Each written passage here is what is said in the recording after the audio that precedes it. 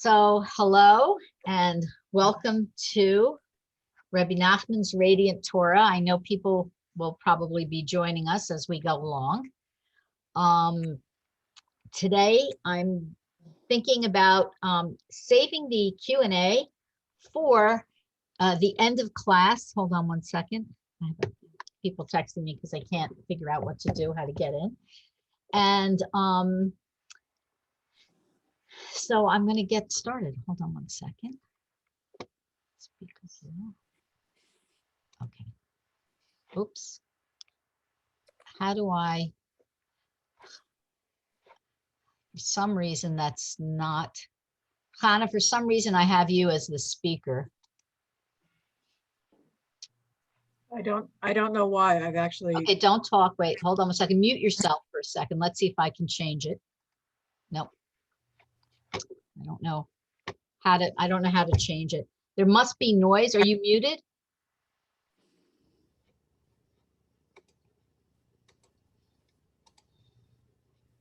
Yes, she's muted.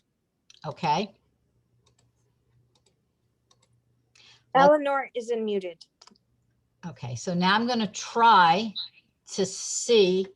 Nope, now it's Charlene. I don't know why it won't record properly if I'm not the speaker. Hi, Rachela. Okay. Nope, it's still Charlene. Let's see. There's someone in the waiting room. It's a phone number. I don't know. That's okay. You can let them in. Thank you. Okay. Whoever's on the phone, please mute yourselves. I don't know why this isn't working. We have a little issue. I'm going to have to do a gallery view, which really isn't so great for the recording, but that's the way it is. So, welcome to Rebbe Nachman's Radiant Torah with all his wonderful commentary and also commentary from the Medrash and the Talmud and the Zohar HaKodesh and Yosef Karo and so many wonderful juicy insights this week. So this week I'm going to give you a brief overview of this double parsha. And it's following the deaths of Nadav and Avihu. Acharei Mos means after the deaths.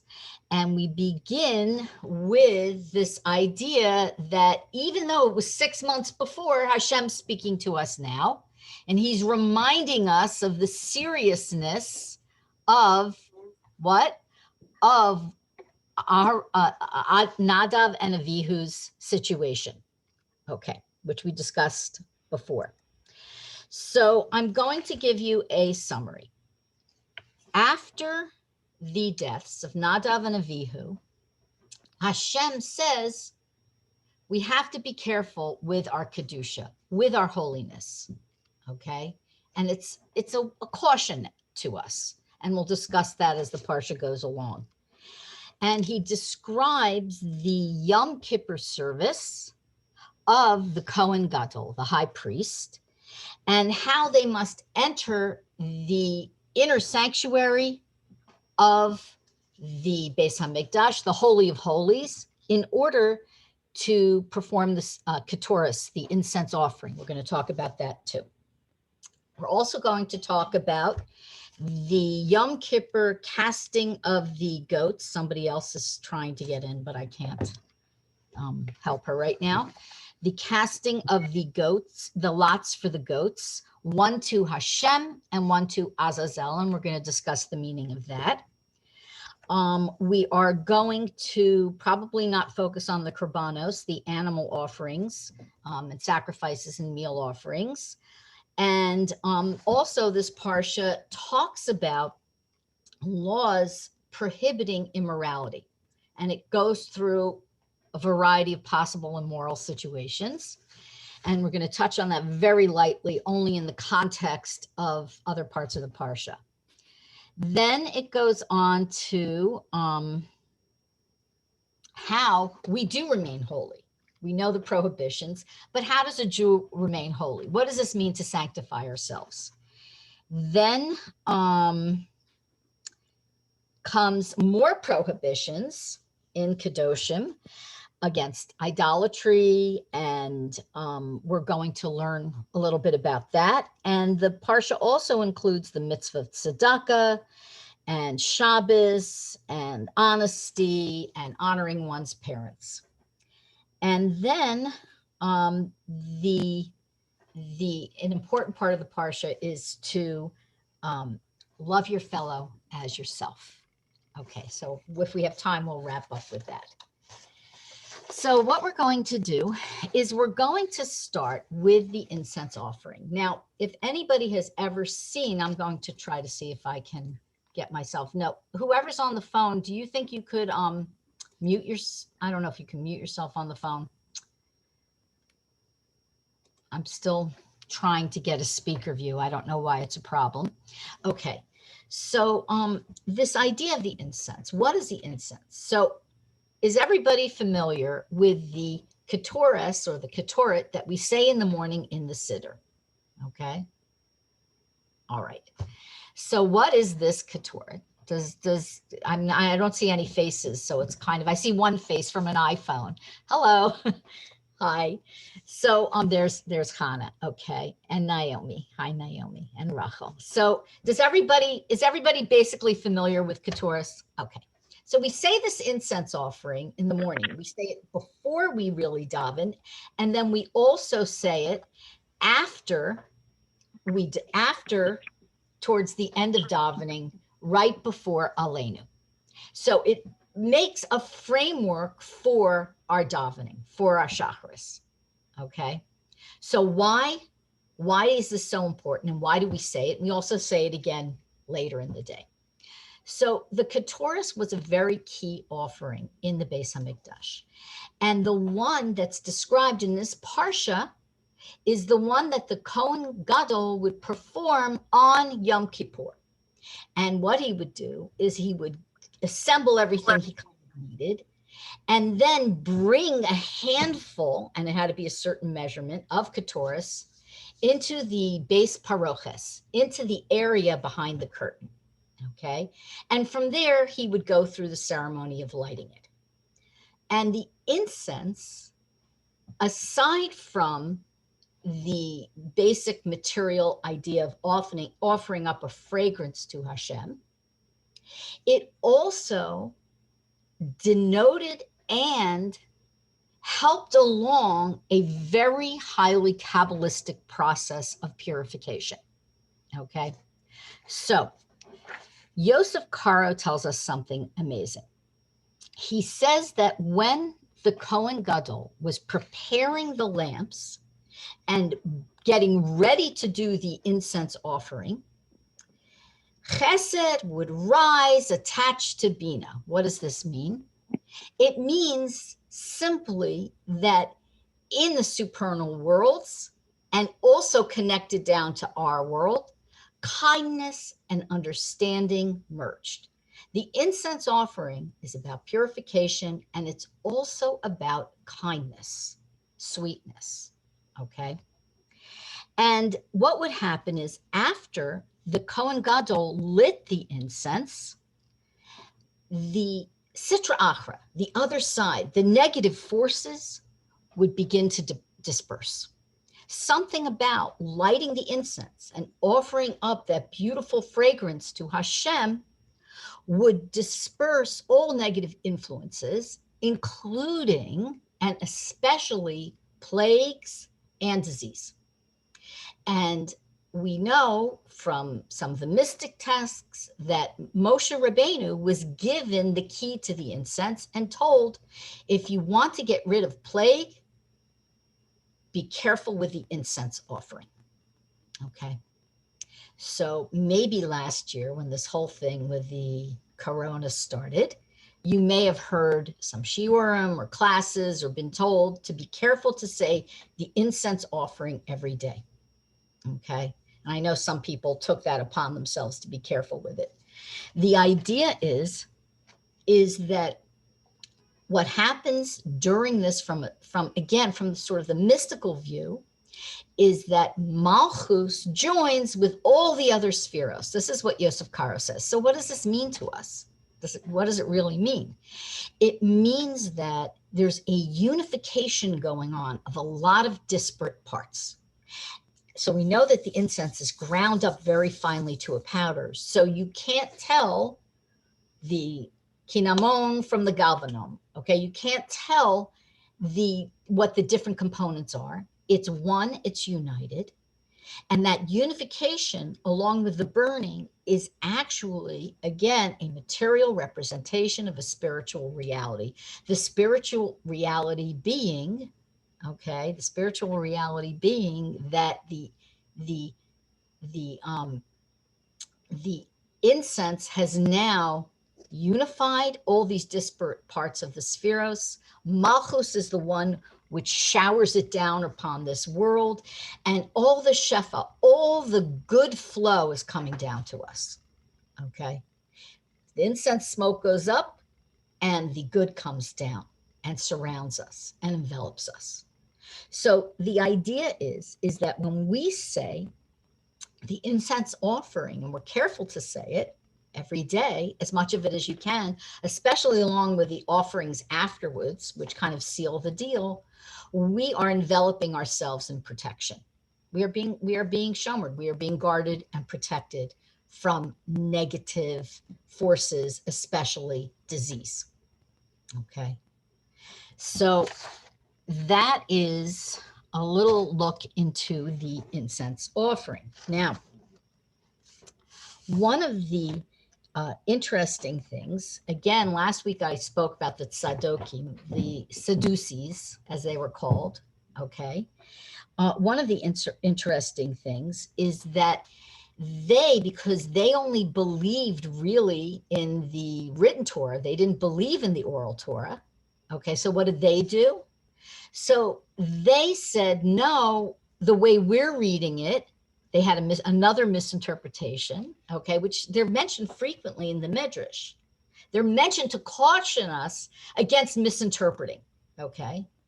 So what would go on is that excuse me, I saw a question. If you don't mind, we're going to save the questions till the end this time because I had a request from several people. So what would happen is that where was I? I got so distracted. Okay.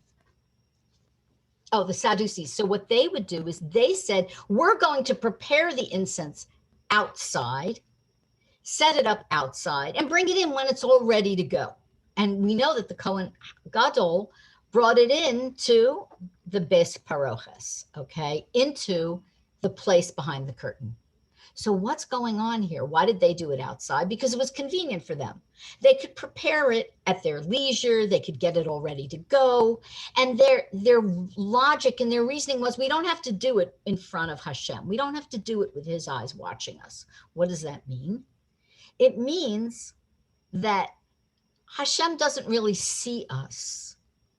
He doesn't see us unless we step into the Kadosh Kedoshim, unless we make that move into his territory. This is the main fallacy of many other world religions, as well as the Sadducees and the world religion that loves them and didn't like what they call the Pharisees, okay? Their ideas is that there is a separation. But there isn't. Hashem always sees us. He sees us everywhere. If Hashem surrounds everything and fills everything, okay, he's with us all the time. And therefore, everything we do, Hashem is aware of.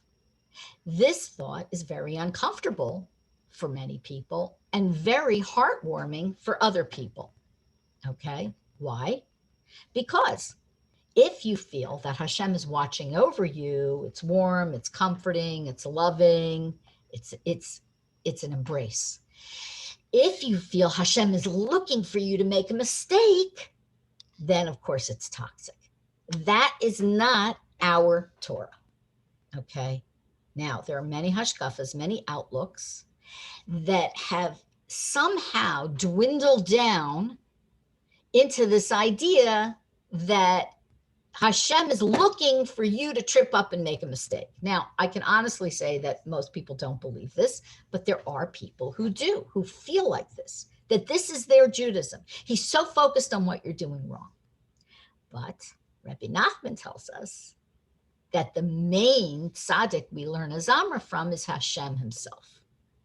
Hashem's the one who's always looking for our good points. So I was speaking with someone last week about this concept of how to improve yourself in certain areas. And she used a great term.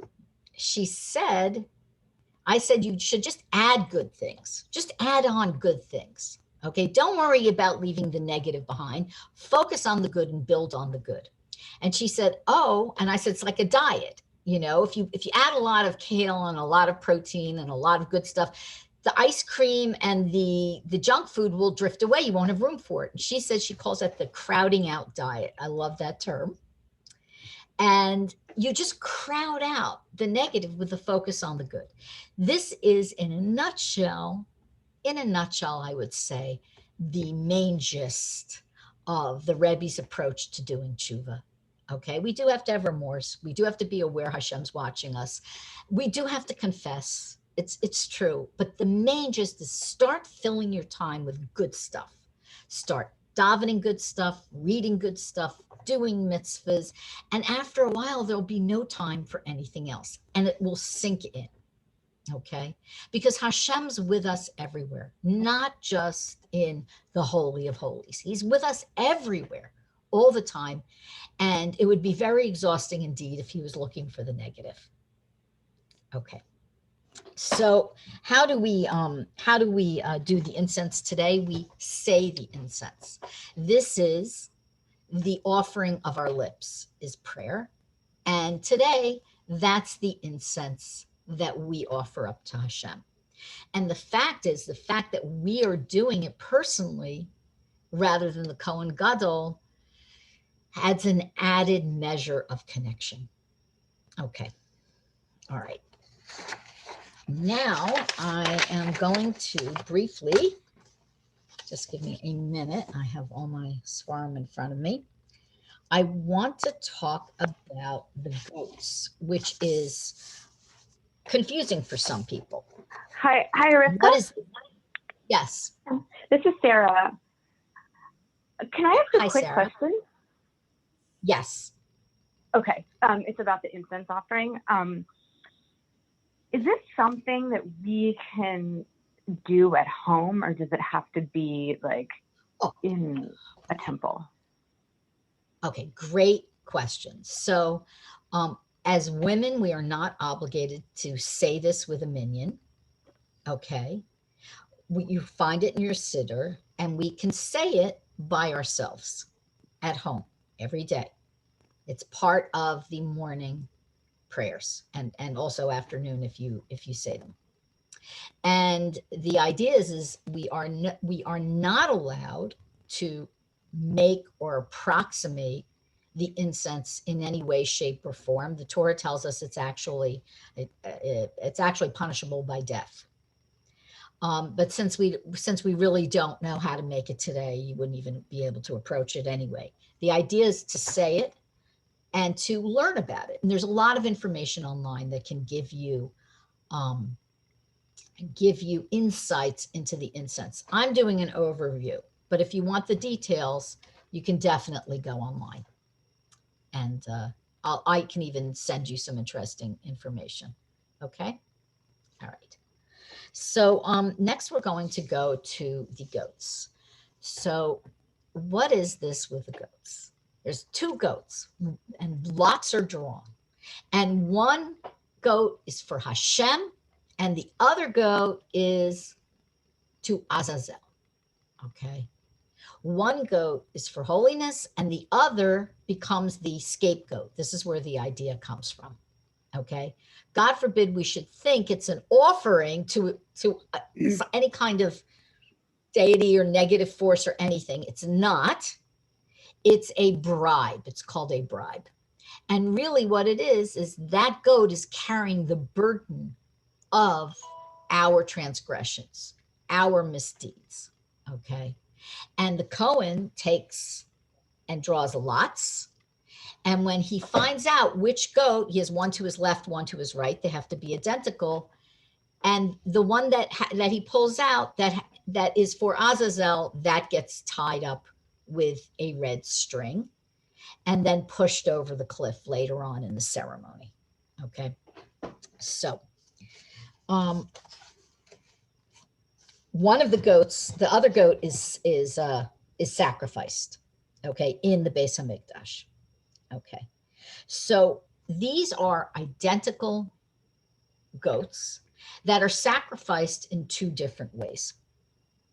And Rebbe Nachman tells us, Rebbe Nachman, who is Rebbe Nachman's leading student and scribe and interpreter of his works and explainer of his works, he said that this lottery represents our free choice. We have two things in front of us that look identical. And we don't know which is good and which is not good. We have maybe an inkling, but we're not sure. So what is our obligation as human beings who have free choice, free will to do whatever we want? What's our obligation? What's your obligation? Your obligation is to find out what Hashem wants. This is a challenge. It's a test. It's not so easy. How do we find out what Hashem wants from us? Okay, so we don't just sit and meditate. We look in the Torah for guidance.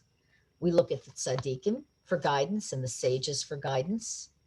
We look in the places from which we can find the answers. Now, today it's very confusing. We have the internet and we have all kinds of information out there from a variety of different sources that proclaim to be Torah sources. We have to be careful. Anybody who's ever been involved with certain groups knows that they may be promoting things like Kabbalah detached from Torah and things like this. This is not a Torah source, okay? We have to have a cohesive worldview. We have to be strong enough to be able to say, I don't know which way to go. I must find a source. I must find someone to help guide me. Okay. This is not so comfortable, even for people who have been very bound up in the Torah world their whole lives. It used to be in the past that they used to say everybody has to have a Rav. Everybody has to have a Rav. Everybody has to have some rabbi advising them, guiding them. Today, there's a falling away from this within the Torah world itself. Something is happening where people aren't being satisfied by the answers they're getting. Why is this? That's a big sociological discussion. But the idea is that we want more. And the answers that maybe satisfied people even as late as 20 years ago or 10 years ago, or even pre-corona, aren't satisfying to us today. A lot of people are struggling. They don't know where to get these answers. So one thing we know that Rebbe Nachman, and this is a theme throughout both these parshas, one thing we know that Rebbe Nachman focuses on is that the answers are not going to come from secular sources. They're just not. The truth isn't there. Are there bits of the truth? Yes. Okay. Are there bits of the Torah? Absolutely. There are bits and pieces, but they're not contextual and they're not given over with Chachma, Bina, and Das. So for example, I'm not picking on psychologists. I'm just using this because I've written a book about this topic and my husband's in the field and I know a lot of psychologists, and this idea is that psychology has become in a way It's its own chachma, it's its own wisdom, and it's become, in a way, a substitute, God forbid, for Torah. It's become almost like a religion, even in the Torah world, so that people are confused about, should I choose this Torah directive, or the psychologist is saying this. Why is this struggle going on? Is there any truth in what the psychologist is saying, or the sociologist is saying, or the psychiatrist is saying? Absolutely, yes, there's truth in it. It's 100% truth in it. For sure, there's truth in it. But the truth is surrounded by things that are going to lead us off the derech, off the path to Hashem. Same with politics. Same with any ideology, especially any ideology that purports to offer us a solution. Okay? So where our free choice comes in, our free will comes in, okay, you may have heard shiurim before, and with me, with other people that said, oh, we're choosing between good and evil. It's not so clear cut. We can only know what's good and evil based on the limitations of our mind, meaning that our mind is finite. It really is. It doesn't feel that to us, but it is. And so good and evil, okay, that choice that we have to make, we may not be able to reason it out or figure it out. We may not hear an answer in our thoughts, okay? We may not be able to base it on what we know, which is why we have to do our best to look to Torah sources. And even today, we may not know where to go. And even today, we may get guidance that is questionable. So what do we do? What do we do? We don't draw lots. We don't have two goats in front of us. What do we do? What we have to do is we have to find a way to find a guide that will help us, to find a guide that will help us chart this path. For every individual, okay, there is a connection to a tzaddik. You may have a particular affinity to a tzaddik. If you're here, perhaps it's Rebbe Nachman. Okay, maybe it's someone else. So that tzaddik is the baseline for your guidance. How do we get guidance next? We have to find someone who understands the tzaddik that we connect to a little bit and can give over advice or help us pull out the advice we need, okay? Help us pull out that advice within the framework that makes the most sense to us. Okay, I see, I have to mute someone. Let me see. Hold on one second. I see a lot of people I have to mute. I apologize. Just because I hear noise. Let's see if I can get a speaker view now. No, can't get a speaker view. Okay. This is not going to work well for YouTube. We'll have to figure something out. Okay. So, so this is the mystery of the goats. And the other part of this that I would like to mention is also from Rebbe Nachman and Rebbe Nassim. So what's going on too is that when this goat is thrown over the edge, all the stuff inside us that we don't want to deal with is thrown over the cliff. And in a way, it's a metaphor for what we do and what we can do, what we're allowed to do, what we even should do with our own dark spots. So I'm going to go back to the psychology, the psychologist, okay? So there is a point where we have to talk. We have to get things off our chest. We have to get the dark things off our chest. We have to confess to Hashem. We have to do tshuva. We have to return to him. At the same time, there's a point like just this Yom Kippur service with the goats where we have to say, I've done my best, and now the goat's going over the cliff. That's it. not to rehash and rehash and rehash. A good therapist isn't going to hold you down in your past forever. They're going to help you integrate that and move on and forget it even. Take the lessons, but forget the pain. Take the lessons, forget the misdeeds and the missteps. Okay? Because that shame is only useful to us in the beginning part of the process, where it's making us so uncomfortable that we have to get it out. Once we've integrated it, we've got to throw it over the cliff. Okay? And then we know what? Like Yom Kippur tells us, Yom Kippur atones for everything. There are a couple of exceptions to this. It's another whole subject, but essentially it atones for everything. And at the end of Yom Kippur, which is what this parsha is about, even though we're reading it in ER, okay? At the end of Yom Kippur, we're free, we're fresh, we're pure.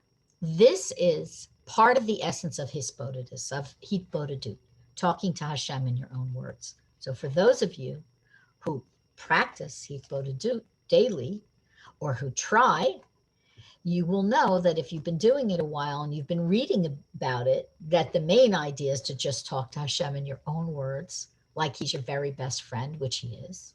He is.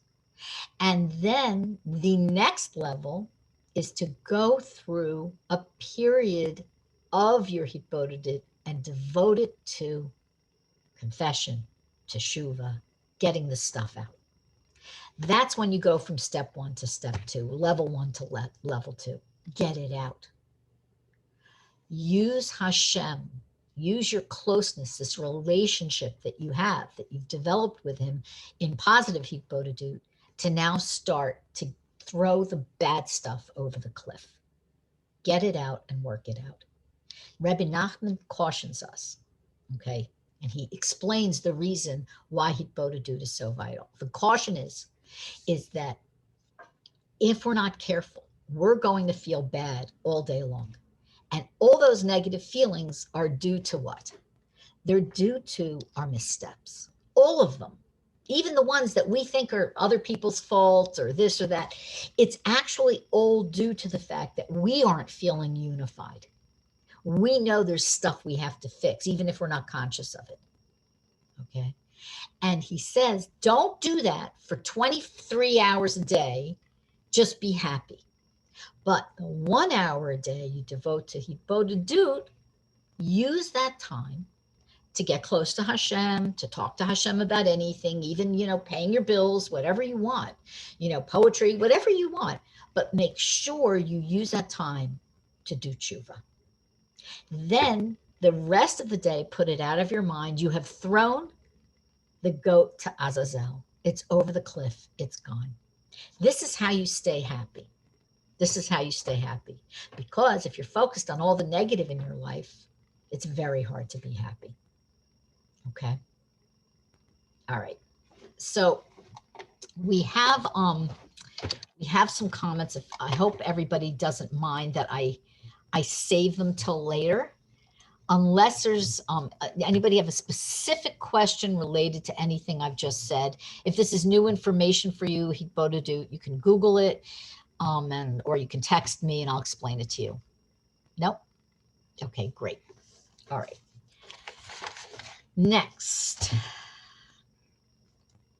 Okay, we're still in Acharei Mot, but I want to go over to a related concept in a way to these choices, and that is I want to go over to Acharei Mot combined with Kedoshim. So another main topic in this parsha, hold on one second. Let me find it. Okay.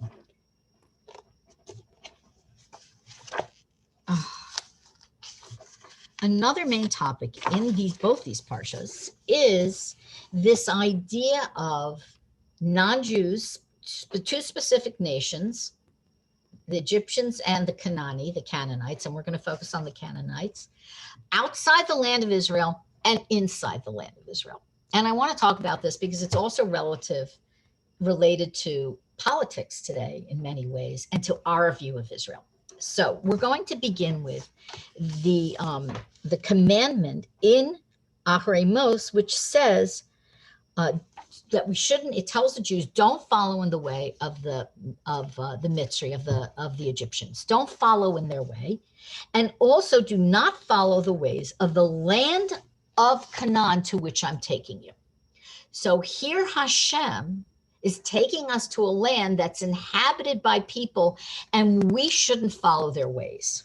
Okay, why shouldn't we follow the ways? So the Canaanites they're known for their lewdness. They were known for their immorality, okay, as well as their idolatry. Now, they were there actually preparing the land for us, and I'm going to talk about a little bit about why the land could tolerate them in a moment. But the idea is that a Jew is holy. We are holy. We may not feel it at times, but Hashem is telling us we are always connected to him, and at our core, in our Nakuda Tova, in our good point, in our neshama, we are very holy. We are actually very delicate and holy. So that all the schmutz of the world really affects us negatively. Now, if you think back, I'm willing to bet that the majority of you here have been told at some point in your life, not everybody perhaps, that you're too sensitive, okay? You're too sensitive. Something's wrong with you. You're too sensitive. Get over it. You're so sensitive. Okay. So I have great news for you. If you've been told this, that's a compliment. That's the person telling you this recognizes that you're not able to tolerate all the negativity in this world, whatever that negativity is. Okay. Don't worry if you're too sensitive. That's a good thing. Okay. Now, we don't want to be so sensitive that we fall apart anytime something doesn't go as planned. However, what we do know is that the Jewish soul, and especially the soul of women, but not only the soul of women, is very refined. Rebbe Nachman refers to her variously as a prince and a princess in various of his stories and commentaries. Okay. So your soul, your neshama, is a princess. And she's trapped in, number one, a material body in which she needs to be in order to complete her life mission. And this soul and this body are interacting with a world that's scary. It's frightening. It's confusing. At times it's dark. At times it's disgusting. Okay.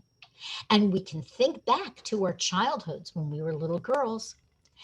And if you remember, you were afraid of something. You were repulsed by something. And today you don't even notice these things.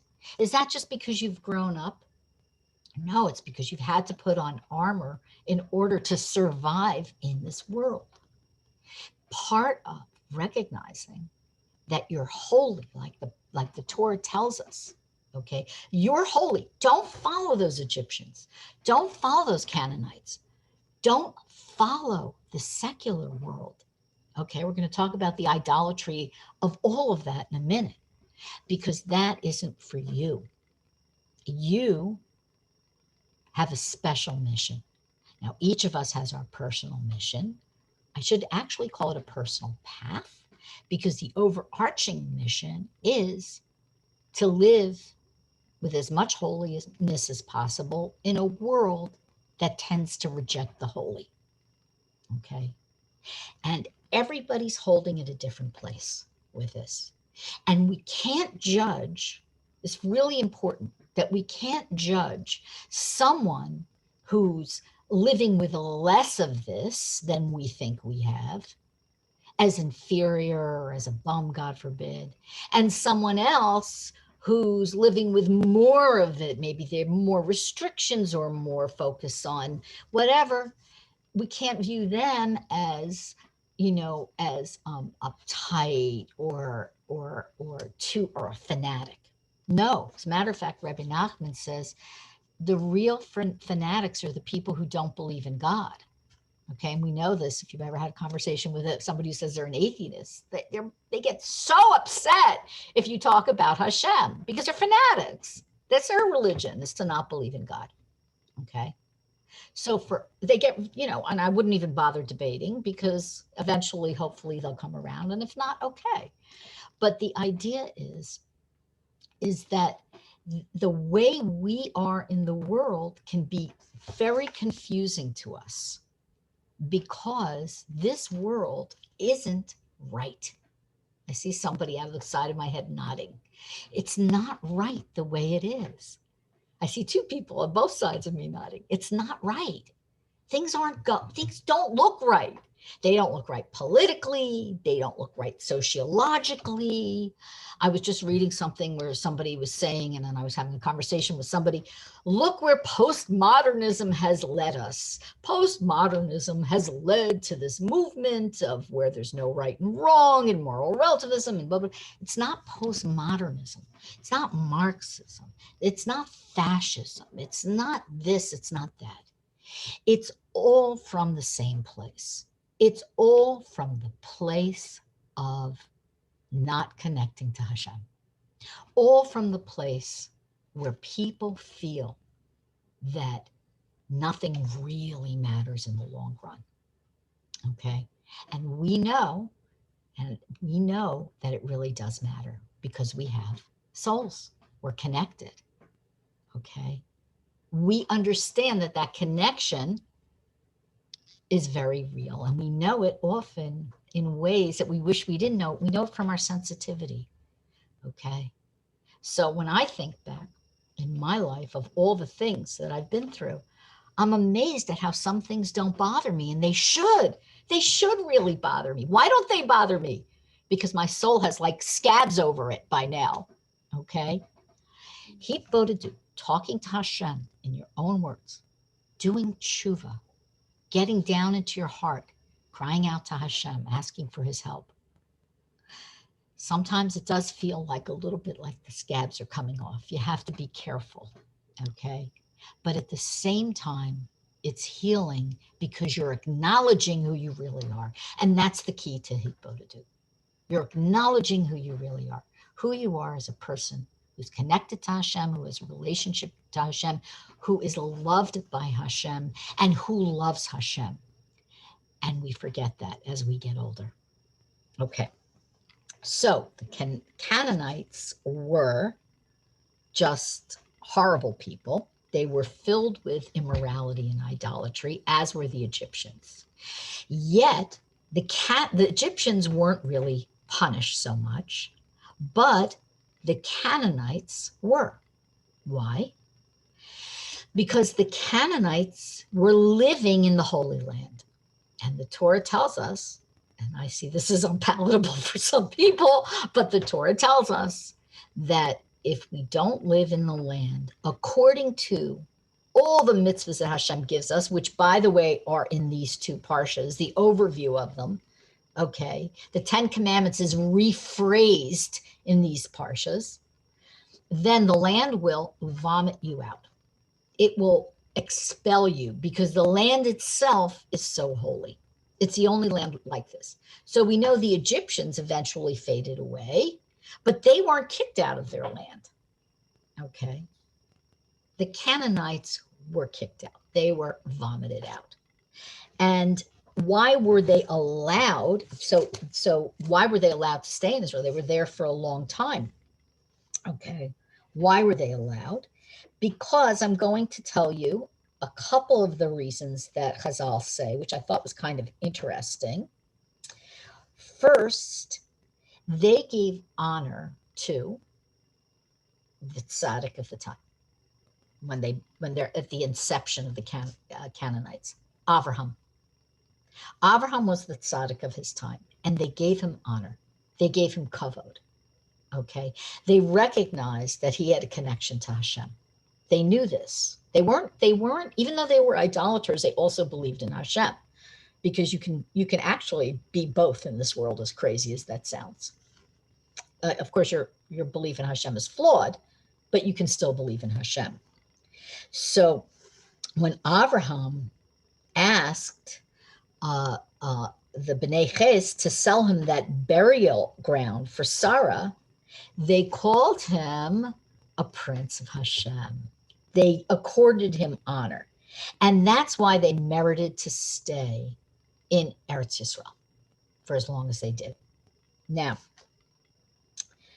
also, they were there because four of the Bnei Yisrael, for our sake, Chazal say that the Canaanites were there to prepare the land for us.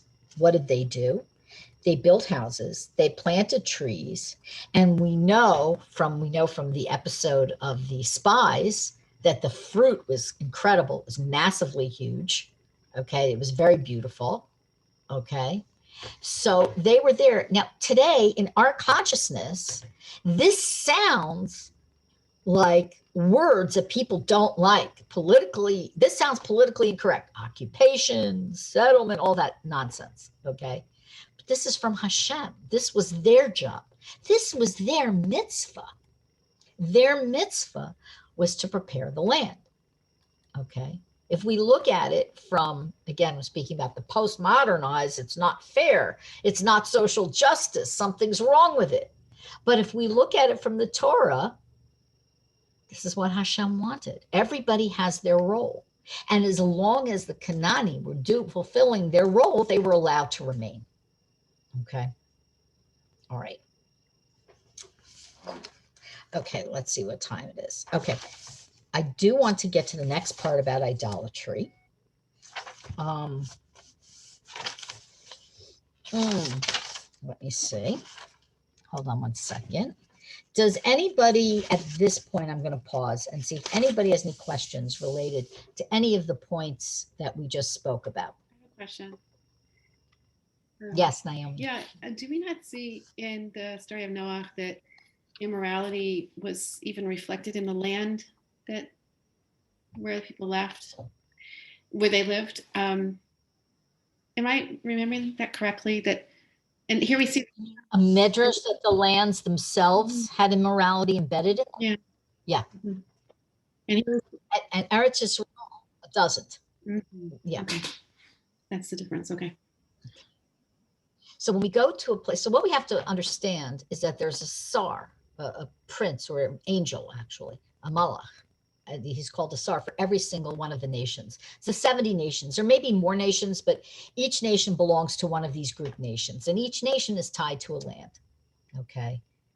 And the whole world doesn't believe that except for some people who believe in the Bible and their own whatever, who, the whole world doesn't believe the Jews have a land, but we do. This is our land. Yet the whole world, nobody would ever say, throw the Italians out of Italy, right? The Italians don't deserve to have Italy because when was Italy formed? In the late 1800s? Before that was like just a bunch of different states.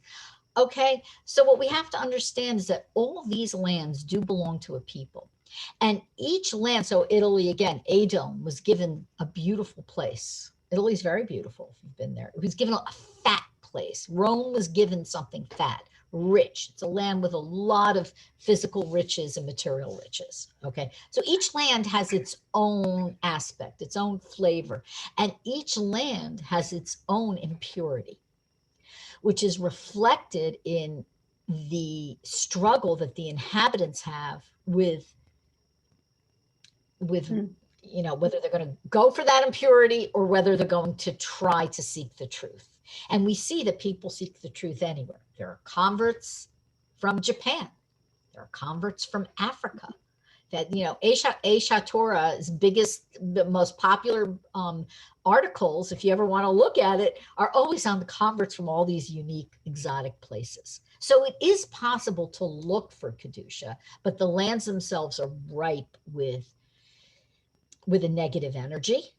And yet they can be used for positive energy because not everybody even has to convert. There's a way to live in the land and fulfill the mitzvahs that a non-Jew has. Non-Jews have mitzvahs too. Okay. So Israel is the only land that, I hope that answered, I just kind of agreed with you, but I hope that answered your question. Okay. So Israel is the only land that's ripe with holiness, and it couldn't tolerate the Canaanite. It couldn't tolerate all this, the idolatry and so on that was going on. And we were told to not look at that stuff. We have so many warnings in the Torah. Don't follow those people was an Acharei Mos. Don't follow idolatries and Kedoshim. Don't pay attention to it. So what is idolatry? So back then we know that people used to have a taiva, a yetzer hara for idolatry. Today, that's gone. Okay, we don't have that same yetzer hara that we used to have, thank God. But we still have it in subtler ways. In some ways, it's more insidious. So in the old days, they used to worship stones and idols and stars and the sun and astrology and the this and the that and we know the Indians have every deity which is represented by a yoga asana was a form of worshiping that deity, was to move your body a certain way, and the Chinese have their altars and there's ancestor worship. All of this is forbidden from us. There is a tolerance somewhat for non-Jews, a tolerance because it's understandable for them in some ways, but it's absolutely 110% forbidden for us. Why? Because we are those sensitive little girls. We can't take it. It totally wrecks our neshama. It destroys our neshama. And the idea is that we are so bound with Hashem that is like adultery. Okay? It's like adultery. It's like cheating on God. Okay? I don't mean to use such graphic terms, but it's compared to that. All right? So what is idolatry today? So for most people, okay, so are other religions idolatrous? Yes, absolutely. We have to avoid other religions. There's a question about whether Islam is idolatrous or not. That's the only religion that is potentially not considered idolatrous, only main religion. All the others are considered idolatrous, okay? Despite opinions you've heard to the contrary. I mean, that's trying to pacify the situation, but it's not the truth, okay? Then we have the idolatry of belief in, it sounds like you wouldn't think this would be so popular, but it's all around the world. Fortune tellers, like the stars are going to control you, fortune tellers looking for signs. These are all tools and techniques of idolatry, okay? Then we have something I spoke about before, and that is elevating an ideology to the level of a religion. That is a form of idolatry. I see somebody nodding here. So whether that ideology is a political ideology, an academic ideology, I'm sure you've heard of archaeologists who that is their religion, okay, literally. A psychology, whatever it is, once we elevate something to, has everybody familiar with the concept of determinism? Okay. I don't see any. No, okay. So determinism is this concept. It's an academic concept, but it means, oh, if you believe in this, then you think everything is determined by that theory, that ideology, whatever. This is how academia survives. All the archaeologists and all the art historians see all the world reflected and determined by their individual areas of academics. Same with politics. Doesn't matter what side you're on, okay? Doesn't matter. Even if the side you're on is closer to Torah in your view, and it may very well be, it's still, if you raise it to a determining factor for everything, and even not for everything, if that becomes your knee-jerk response to what's going on, oh, that's because of this, that because of that, rather than your knee-jerk response being Hashem's determining this. Yes, I see a logical consequence of events, but Hashem is determining it. Okay, you have a replacement for Judaism, the Torah, and Hashem, God forbid. Okay, and this parsha, especially Kedoshim, is all about the idea that we have to put Hashem first.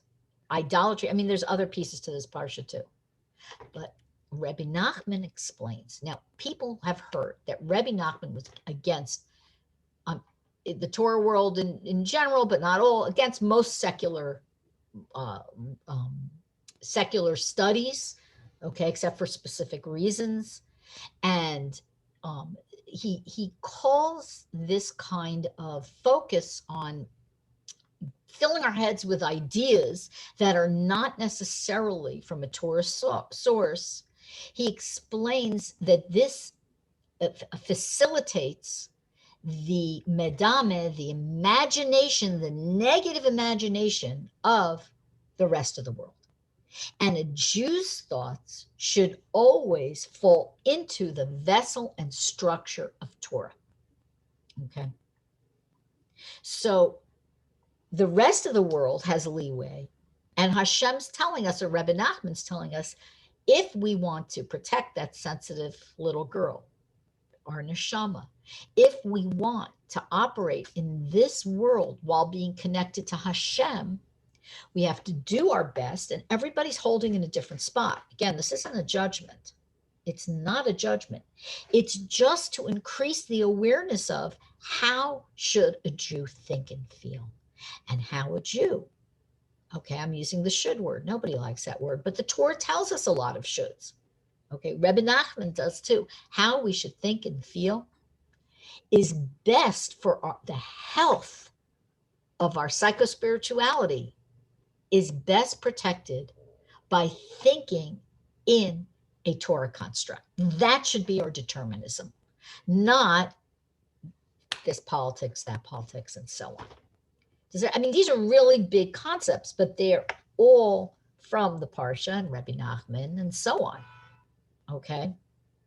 So what we end up with is this awareness in this Parsha that wherever we're holding, we should take another step, a little step, even a baby step towards more aligning ourselves with a Torah framework. And that's where we started off. Okay. And again, the beauty of Rebbe Nachman's approach is it's not black and white, and it's not A and B. I'm not talking about moral relativism. There are some absolutes, for sure. There is an absolute truth. It's just that each person's truth, says Rebbe Nachman, is approached from what he knows at the time he knows it. So I was having this conversation with my husband the other night. I said,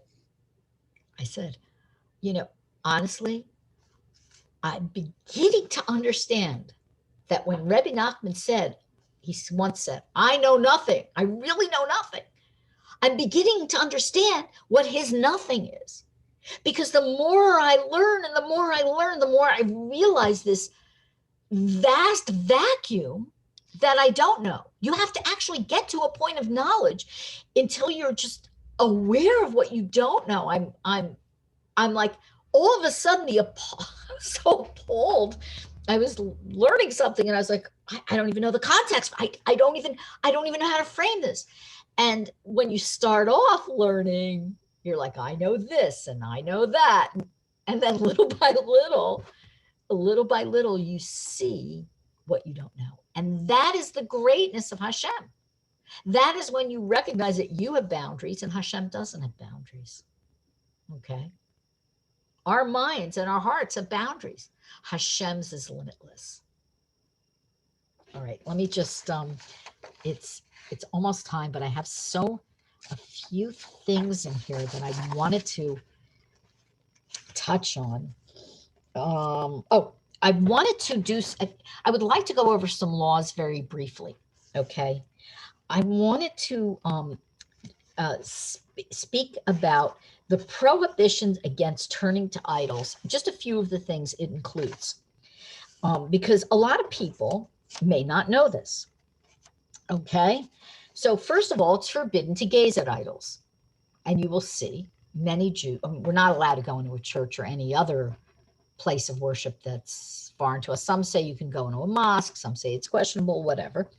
But if a person gazes at anywhere where foreign worship occurs, or where there's, let's say, a beautiful statue. Sometimes your eye might be drawn to it. It could be in the Eastern religions, which have a lot of statues, and some of the Western religions, which have statues.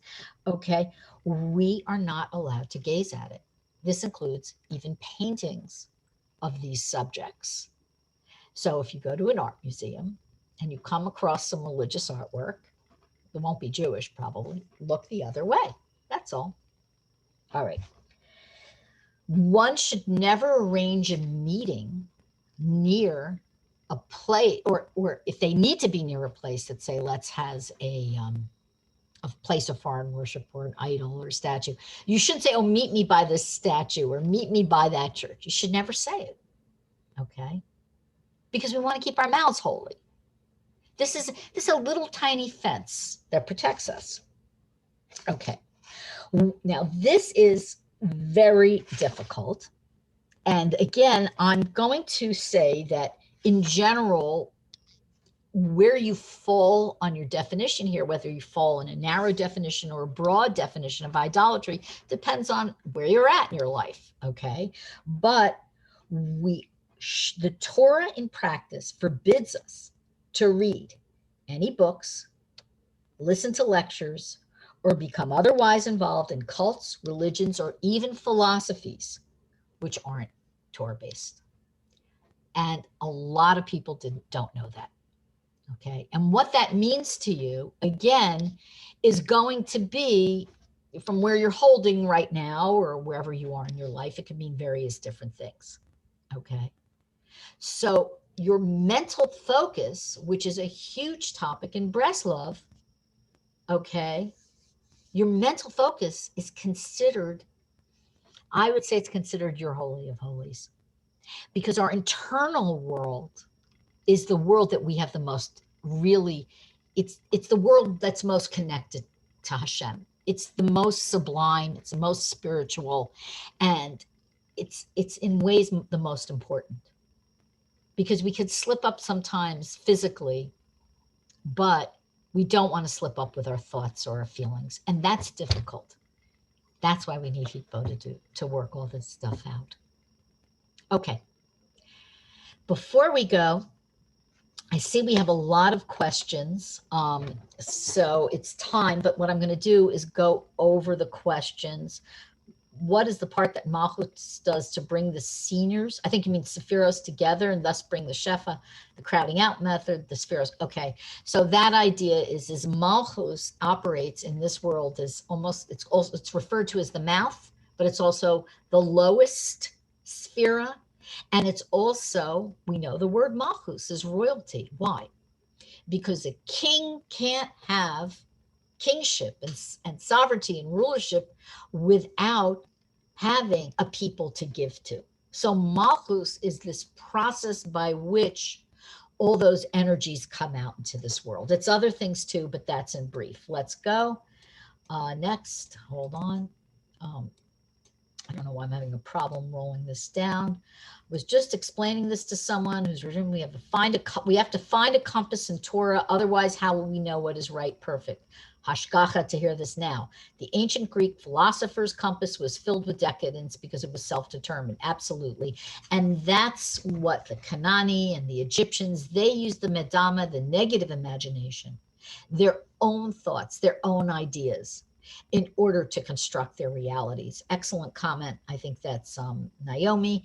And it's an excellent comment. And I want to get in there that it doesn't mean we don't have imagination to use.